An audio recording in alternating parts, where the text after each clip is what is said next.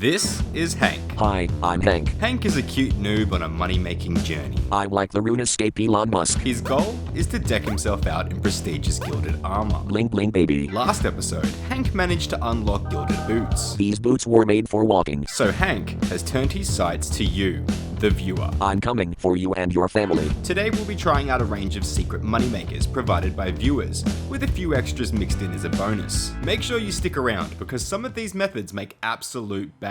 First up, we have a method recommended by Almost Got Some, which is buying ancient maces from a goblin and selling them at the Grand Exchange. The ancient mace is a weapon that can be acquired during the Another Slice of Ham quest. Although it is tradable, you can't wield it until you've reached a certain point in the quest. This weapon is used quite a lot in PKing, since its special attack drains an opponent's prayer. To buy them, we'll need to speak to a goblin archaeologist, Tegdak, and pay him 1,000 coins per mace. He can be found northeast of the Dorgish Khan marketplace.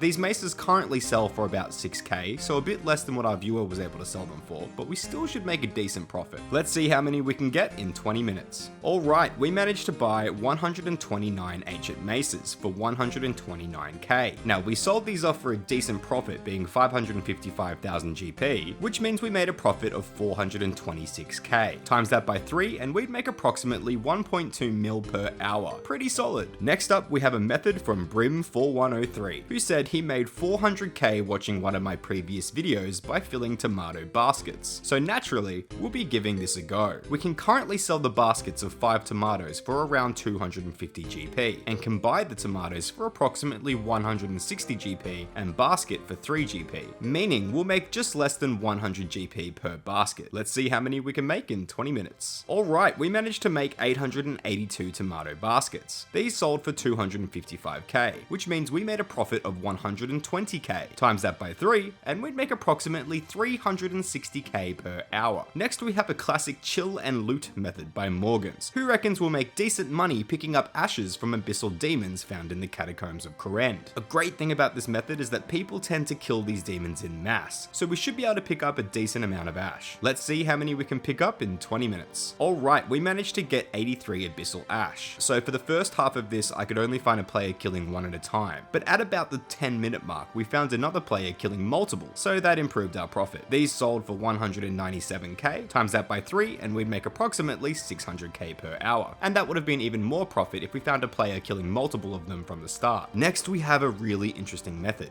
If we jump into this whirlpool, we'll land in a really mysterious subscribe button. I wonder how much money you could make if you press it. Do it, press it. Okay, now, Real Recognize Real says we should try collecting Nightshade to make weapon poison ++. Cave Nightshade can be found in caves under Gutenoth, east of Castle Wars. The easiest way to get there is to teleport to Castle Wars or teleport to Yanil. You will need a Scabbard map, which is obtained during the Watchtower quest, and a light source. One cave Nightshade can be found in this cave, and it will respawn every 30 to 60 seconds depending on the population of the world, which means our best method is to pick up, hop worlds, bank and repeat. We will then need to add these nightshades into a vial of coconut milk and tip it off with poison ivy berries to complete the weapon poison. Let's see how many nightshade I can get in 20 minutes. Okay, we managed to pick up 109 nightshade. Oh, and I found out that they can't be noted, so they're all sitting in my bank. We have bought 109 coconut milk and poison ivy berries. Let's see how long it takes to make these into weapon poison. And that's the final batch of weapon poison. It ended up taking us about 5 minutes to make the lot, which sold for 573k. That means that we made a total profit of just over 545k in 25 minutes. That's taking the coconut milk and poison ivy berry cost into account. Pretty solid method, but with a few steps. Now, since we're making money in Gutenoth, I thought I'd take up this comment by the Good Gamer, who watched my last video on the Gutenoth chest and pointed out that I made a mistake. While looting from the chest, there's a chance that you'll get an emerald. I only received 1 emerald and called it a day, but apparently you can't receive an emerald while you already have one in your inventory. So this time around, I'll drop them each time I search the chest. For those of you who don't know, the chest is located in the ogre city of Gutenoth,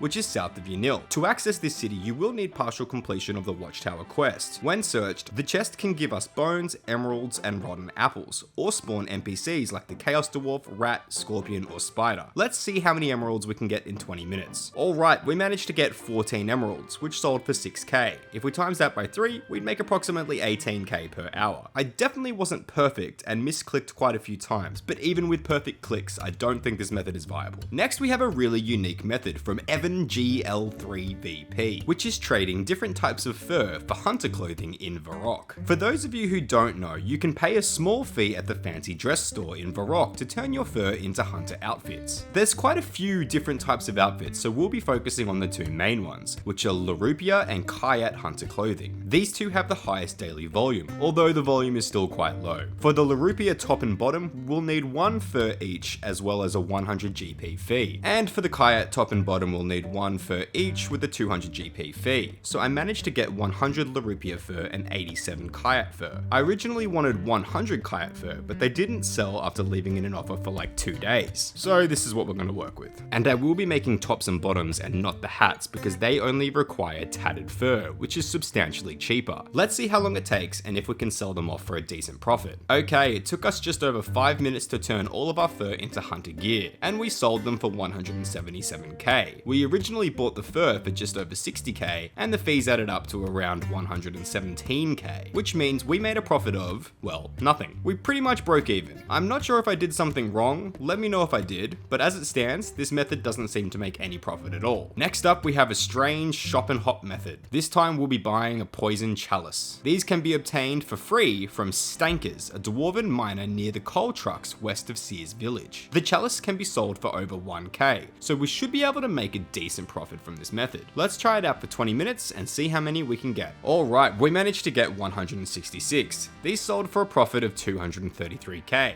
Times that by 3 and we'd make approximately 700k per hour. You will need to wait overnight for these to sell though. Okay, now we'll be heading to a place we've been a few times before, but this time for something completely different. We'll be heading back into the Dorgashkun caves to steal Goblin Wire. In the southwest side of the city, there is a wire machine, just east of the furnace. This machine requires 44 thieving to steal from and gives 22 experience per success. Another wire is produced in 8 ticks or 4.8 seconds. Please keep in mind it is possible to catch your hand on the mechanism, which will stun the player for 4 seconds and cause 5 damage. So bring some cheap heals like wine. These wires are currently selling for about 1k each. Let's see how many we can get in 20 minutes. Okay, we managed to get 230 wires. These sold for 227k with the Grand Exchange tax factored in. Times that by 3 and we'd make approximately 690k per hour. Next we have a method by Sam Domino, which is killing Chompy Birds and selling their meat. Raw Chompy is currently selling for 1.8k, so this method might have some legs. The fastest way to kill Chompies is to use one of the areas just south of Castle Wars, near the swamp bubbles, to lay down toads. If you aren't familiar with Chompy hunting, I recommend watching a guide before you try this method. I won't be going into detail since it'll take a substantial amount of time to explain, but the TLDR is that you use toads filled with swamp gas to lure Chompies in and then shoot them. I'll be hunting them until I fill an inventory and banking at Castle Wars. Let's see how many I can get in 20 minutes. Okay, we managed to get 82 Chompy Bird meat. These sold for 146k. Times that by 3 and we'd make approximately 438k per hour. Please keep in mind that I have the Western Province's Elite Diary completed, which means I get double Chompy Bird spawns. So if you don't have this done, you can expect about half the profit. Next we have a truly obscure method, and that's making rock shell armor, specifically rock shell legs. At the current prices, we can buy the material for approximately 25k each from the Grand Exchange, with a fee of 7.5k to make them, but we can sell them for 46.5k, which is quite a nice little marker. To make these plate legs, you will need 1 rock shell splinter and 2 Dagonoth hide. Once all the raw materials have been obtained, these can be brought to Skullgrim in Relica, who for a fee will turn them into rock shell armor. Just to showcase this method, I'll buy enough material to make 100 plate legs. Let's see how long this takes. Okay, we managed to get 100 rock shell legs in about 10 minutes. These sold for 4.7 mil. If we take away the cost of the raw materials, which is about 2.5 mil, and the fees being 750k,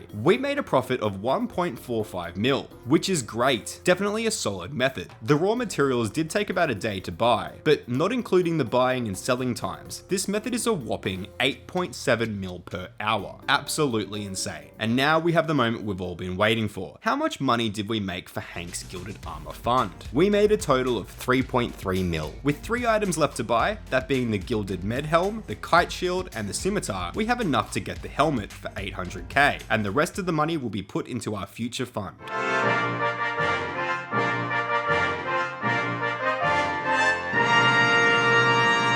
Hi, I'm Hank. Okay, 2.5 mil has been added to our fund. Next episode, we'll try and unlock the Gilded Kite Shield for 5.5 mil. And then we only have the big ticket item left, the Gilded Scimitar for 15 mil. And there you have it, a range of hidden money-making methods that have the potential to make a pretty hefty profit. Please consider subscribing if you enjoyed the video, and why not chuck a like on there for good measure. I'll be back next week with another video. Okay, bye. How are you?